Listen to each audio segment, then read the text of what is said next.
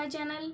कैसे हैं आप सभी लोग? आई होप अच्छे होंगे। सो फ्रेंड्स, आज मैं जो वीडियो लाई हूँ वो 10th क्लास के स्टूडेंट के लिए book geography subject SST chapter number 1 संसाधन एवं विकास। सो फ्रेंड्स, आज मैं आप लोगों को संसाधन के बारे में बताऊंगी, पूरा उसको परिभाषित करूंगी, पूरे चैप्टर को अच्छे से समझाऊंगी। सो आइए मैं आपको चैप्टर को अच्छे से समझाती हूँ।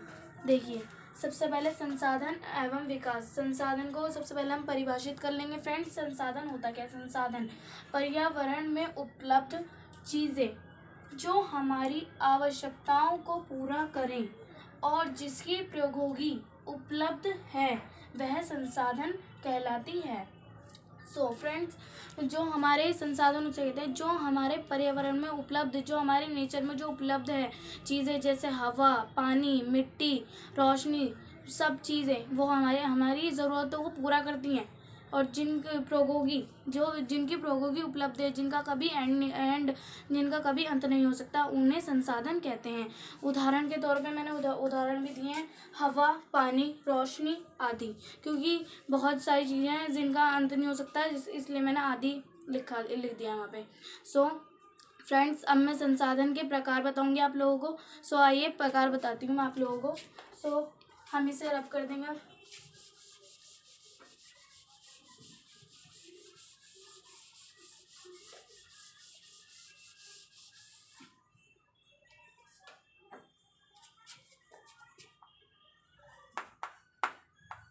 संसाधन के प्रकार।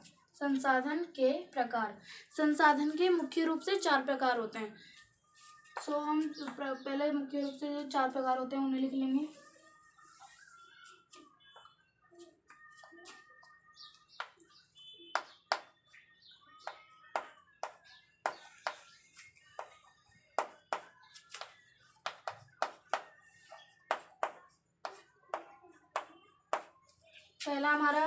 पहला जो हमारा प्रकार होता है वो होता है उत्पत्ति के आधार पर। ठीक है फ्रेंड्स। दूसरा होता है हमारा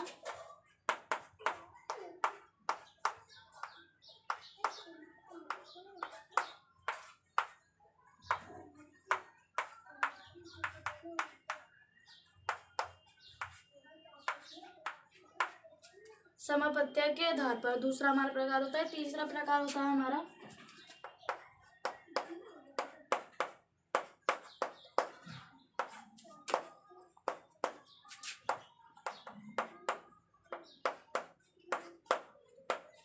स्वामित्व के आधार पर। और चौथा हमारा प्रकार होता है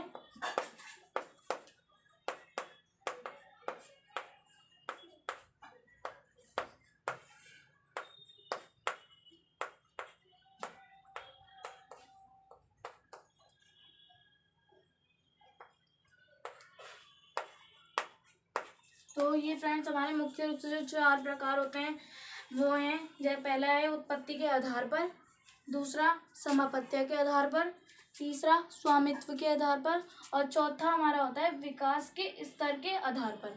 तो ये हमारे मुख्य रूप से 4 प्रकार होते हैं और इनके भी उत्पत्ति के आधार पे हमारे 2 प्रकार होते हैं। पहला हमारा प्रकार होता है उत्पत्ति के आधार पर हमारे 2 संसाधन होते हैं। सॉरी, मैं भूल गई। जैव संसाधन। ठीक है फ्रेंड, जैव संसाधन। दूसरा होता है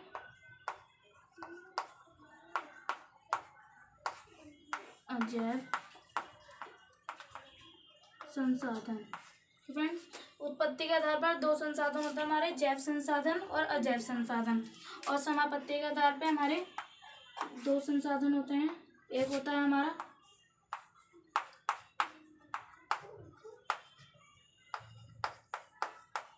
नवीकरणीय और दूसरा होता है हमारा अनवीकरणीय।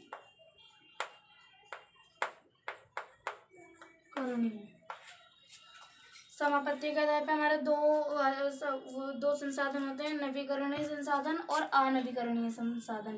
ठीक है फ्रेंड्स। उत्पत्ति के आधार पर हमारे दो होते हैं, जैव संसाधन, अजैव संसाधन। समापत्ति के आधार पर हमारे दो होते हैं, नवीकरणीय संसाधन और अनवीकरणीय संसाधन। सो फ्रेंड्स, मैंने आपको उत्पत्ति के आधार पर संसाधन और समापत्ति के आधार पर संसाधन समझा दिए। अब मैं स्वामित्व के आधार पर समझाऊंगी, लेकिन अभी यहाँ पे मेरे पास जगह नहीं बची है, तो मैं रख करके ऊपर लिख देती हूँ। ये आप लोगों को समझ में आ गया होगा।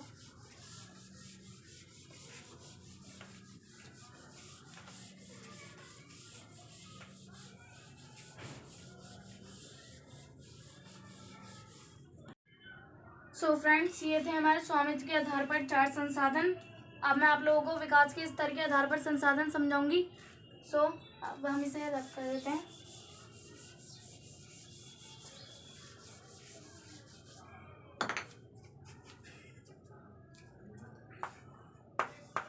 विकास के स्तर के आधार पर, विकास के स्तर पर भी हमारे 4 संसाधन होते हैं। अब वो लिख लेते हैं हम। पहला होता है संचित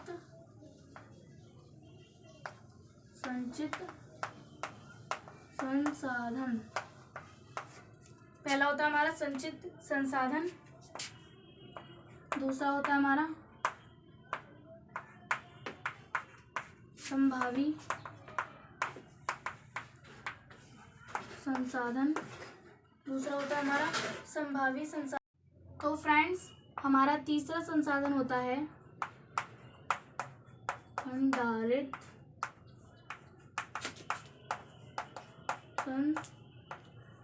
संसाधन।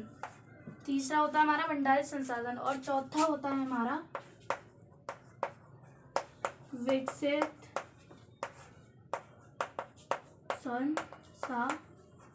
संसाधन। तो ये है हमारे विकास के स्तर के आधार पर 4 संसाधन: संचित संसाधन, संभावित संसाधन, भंडारित संसाधन और विकसित संसाधन। अब मैं आपको संसाधन के प्रकार बिल्कुल विस्तार से बताऊंगी, सारे की सारी सबकी डेफिनेशन बहुत अच्छे तरीके से बताऊंगी। तो देखिए,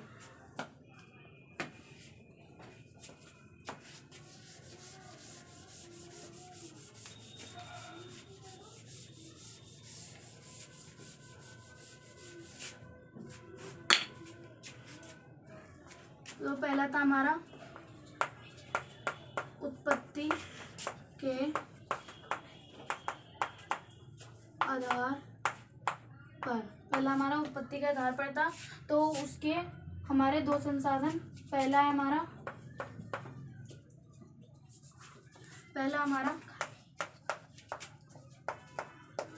जैव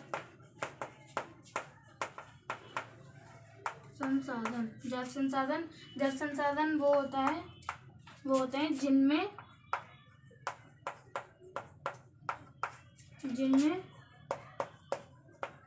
जीवन होता है। जैव संसाधन जिनमें जीवन होता है, ठीक है फ्रेंड्स, जैसे मानव।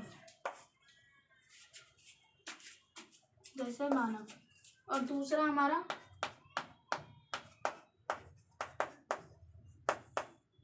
अजैव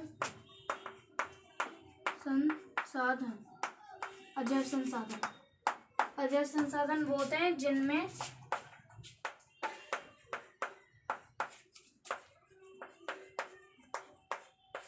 जीवन नहीं होता है। उदाहरण के लिए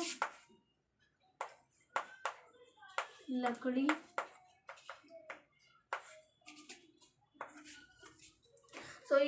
तो फ्रेंड्स, मैंने आपको उत्पत्ति के आधार पर पूरा संसाधन जो है वो एक्सप्लेन कर दिए। जैसे उत्पत्ति के आधार पर जैव संसाधन वो होते हैं जिनमें जीवन होता है, जैसे मानव।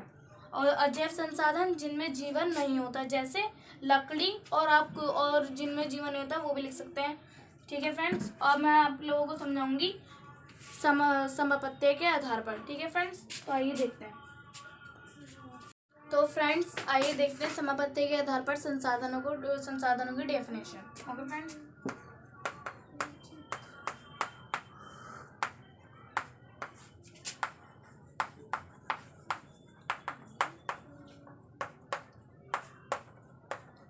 समापत्ति के आधार पर पहला होता है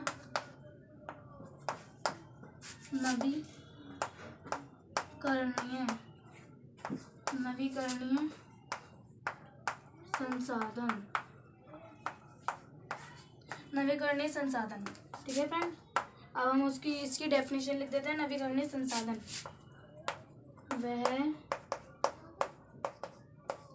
वह संसाधन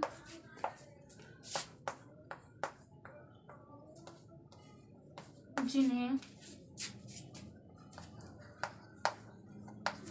एक बार प्रयोग में लाने के बाद दोबारा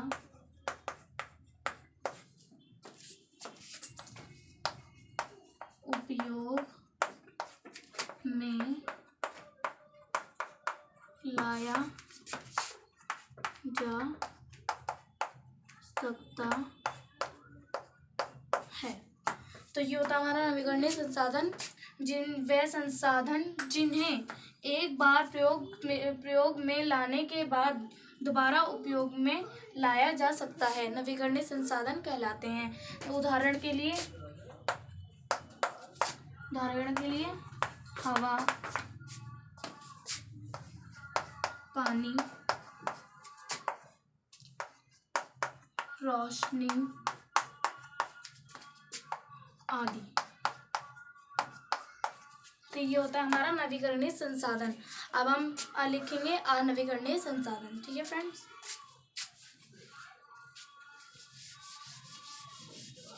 तो फ्रेंड्स अब मैं आप लोगों को अनवीकरणीय संसाधन के बारे में बताऊंगी। तो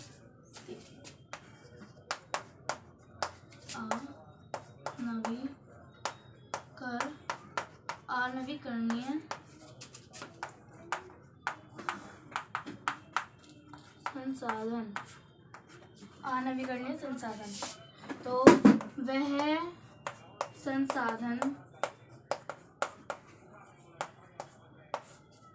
वह संसाधन जिन्हें एक बार उपयोग में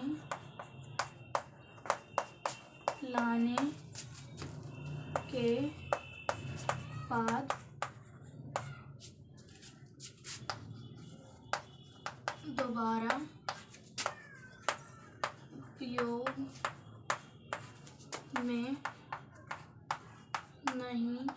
नहीं लाया जा सकता।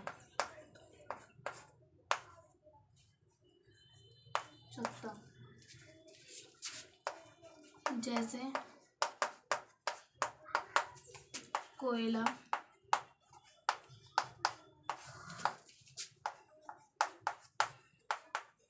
जीवाश्मी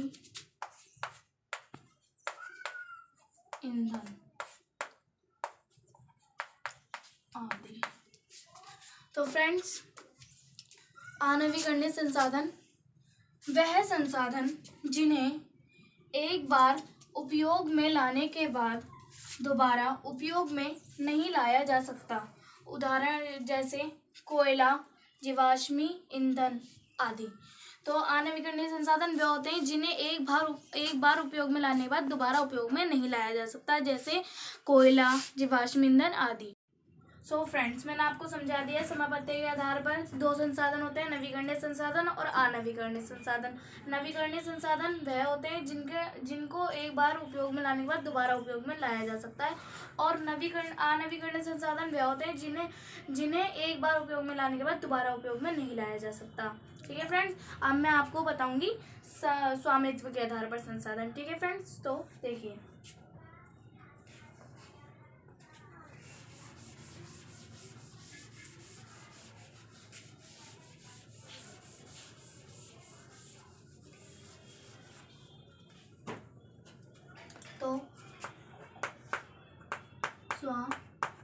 स्वामित्व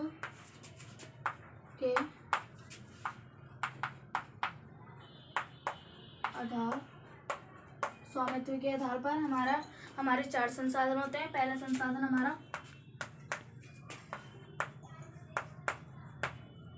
व्यक्तिगत संसाधन।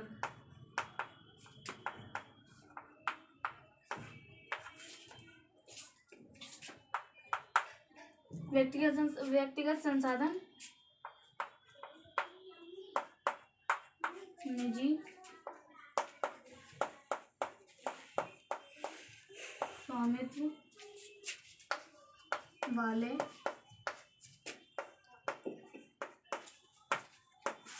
व्यक्तिगत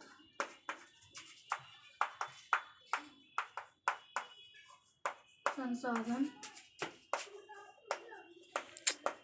कहलाते हैं।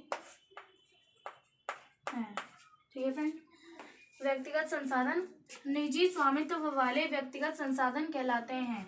व्यक्तिगत संसाधन जिसमें सिर्फ एक ही व्यक्ति होता है, जिसका खुद का जो, उसे कहते हैं निजी स्वामित्व वाले व्यक्तिगत संसाधन। ठीक है फ्रेंड, अब हम देखेंगे सामुदायिक संसाधन, दूसरा हमारा जो संसाधन है।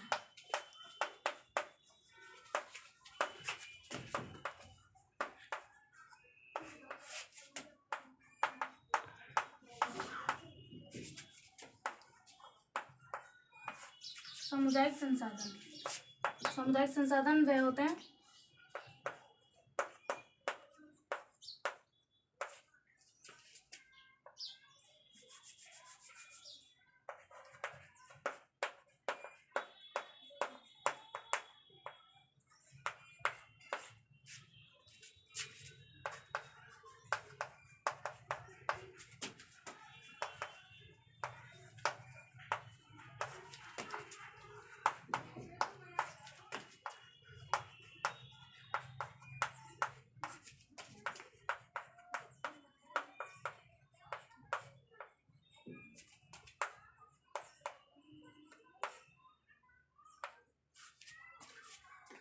तो सामुदायिक संसाधन में होते हैं वह संसाधन जिन्हें समूह द्वारा उपयोग में लाया जाता है। ठीक है फ्रेंड्स, ये होता है हमारा सामुदायिक संसाधन और व्यक्तिगत संसाधन।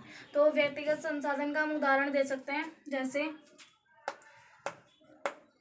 उदाहरण हो जाएगा हमारा घर।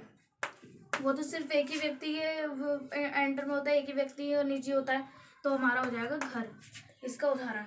और इसका हमारा उदाहरण हो जाएगा हमारा जैसे स्कूल।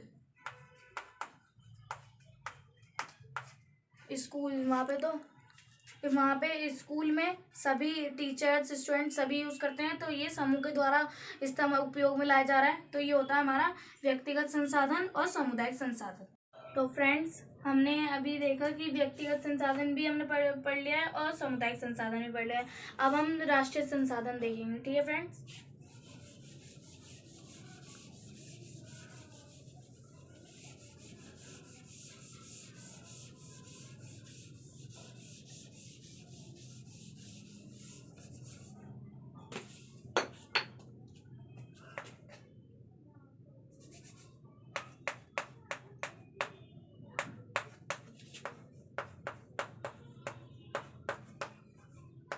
राष्ट्रीय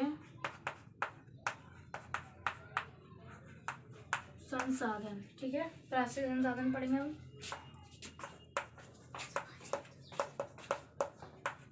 किसी भी प्रकार का के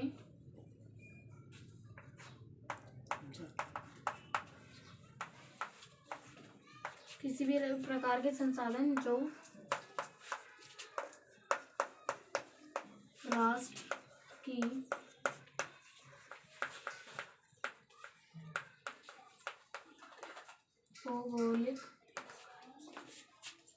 भौगोलिक सीमा के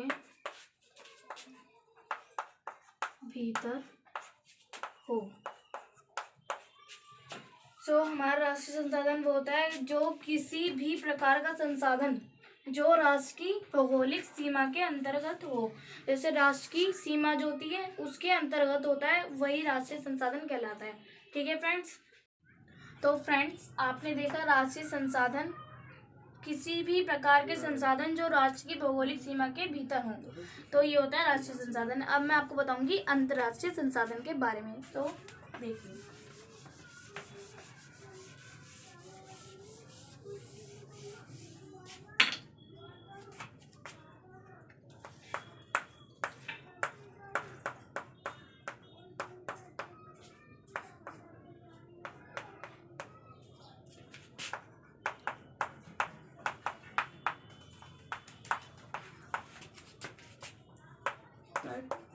ये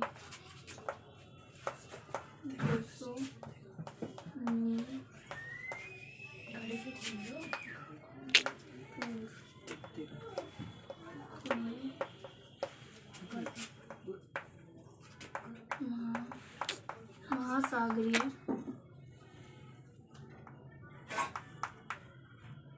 महासागरीय संसाधन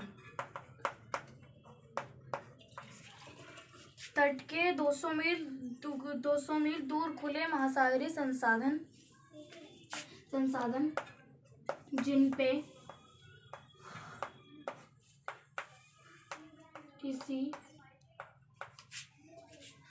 किसी देश का अधिकार नहीं है।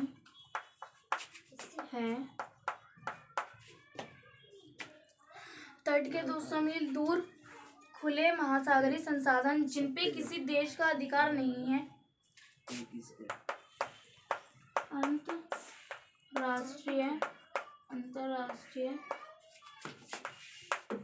अंतरराष्ट्रीय संगठनों की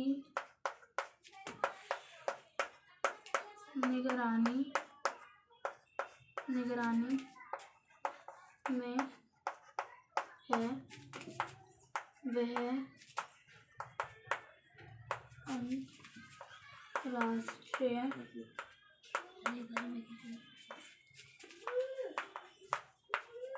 संसाधन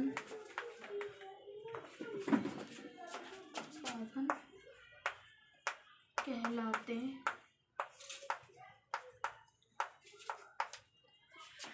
तो अंतर्राष्ट्रीय संसाधन तट के 200 मील दूर खुले महासागरीय संसाधन जिन पे किसी देश का अधिकार नहीं है, अंतर्राष्ट्रीय संगठनों की निगरानी में है, वह अंतर्राष्ट्रीय संसाधन कहलाते हैं।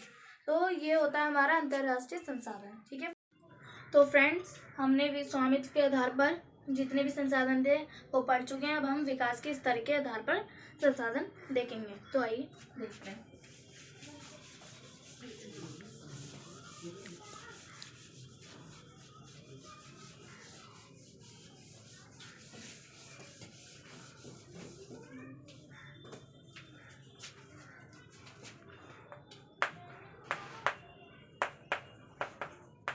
विकास के स्तर के आधार पर। ठीक है फ्रेंड्स, विकास के स्तर के आधार पर संसाधन। तो पहला संसाधन हमारा है संभावी संसाधन।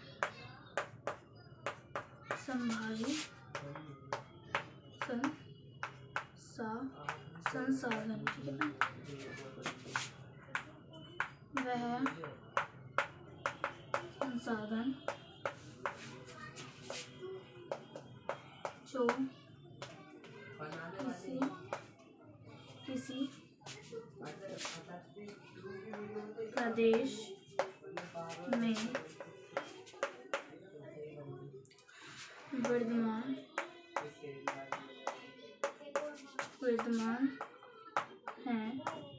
विद्यमान है, परंतु उनका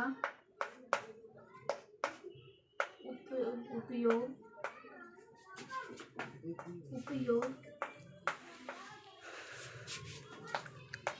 नहीं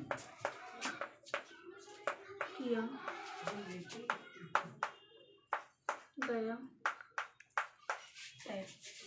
संभावित संसाधन वह संसाधन जो किसी प्रदेश में विद्यमान है परंतु उनका उपयोग नहीं किया गया है।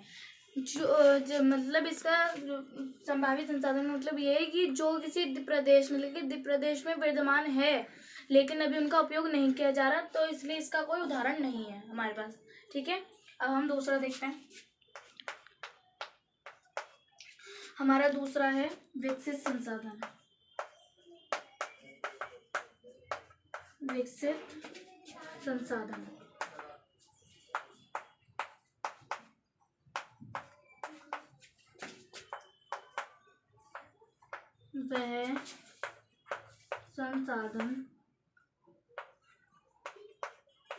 वह संसाधन जिनके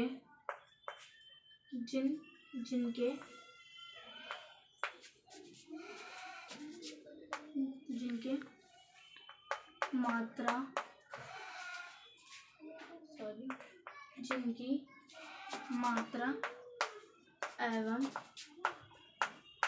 गुणवत्ता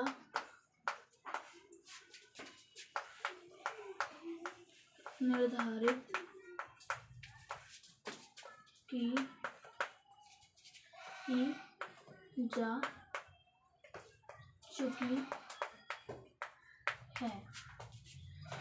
विकसित संसाधन वह संसाधन जिनकी मात्रा एवं गुणवत्ता निर्धारित की जा चुकी है, यानी कि वह संसाधन जिनकी मात्रा और गुणवत्ता दोनों निर्धारित की जा चुकी है मगर उनका उपयोग नहीं किया जा रहा है, तो इसका भी कोई उदाहरण नहीं है। अब हम देखेंगे अपना तीसरा संसाधन।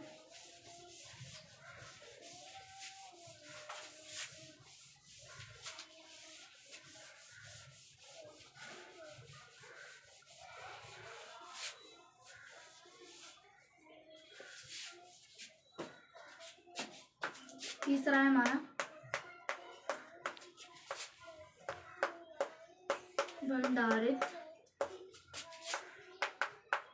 संसाधन। ठीक है फ्रेंड, भंडारित संसाधन वह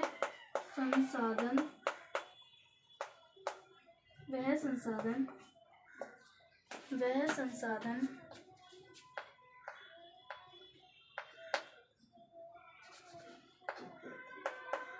जो उपलब्ध हैं लेकिन अभी मानव की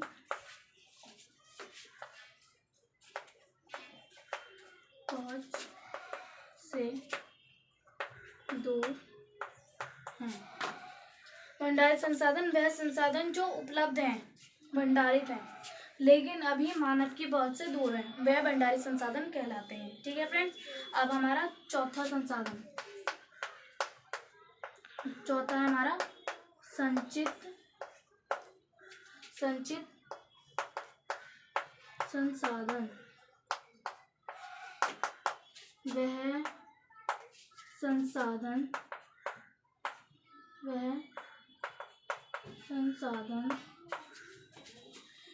वह संसाधन जिन्हें मैं ऊपर लिख रही हूँ, नीचे जगह नहीं है,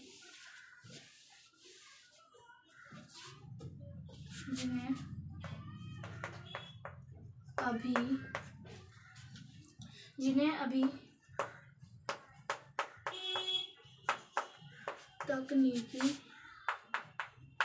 तकनीकी ज्ञान के उपयोग से प्रयोग संचित संसाधन वह संसाधन जिन्हें अभी तकनीकी ज्ञान के उपयोग से प्रयोग में लाया जा सकता है, परंतु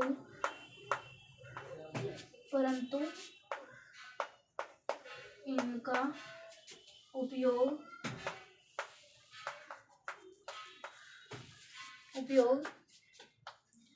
अभी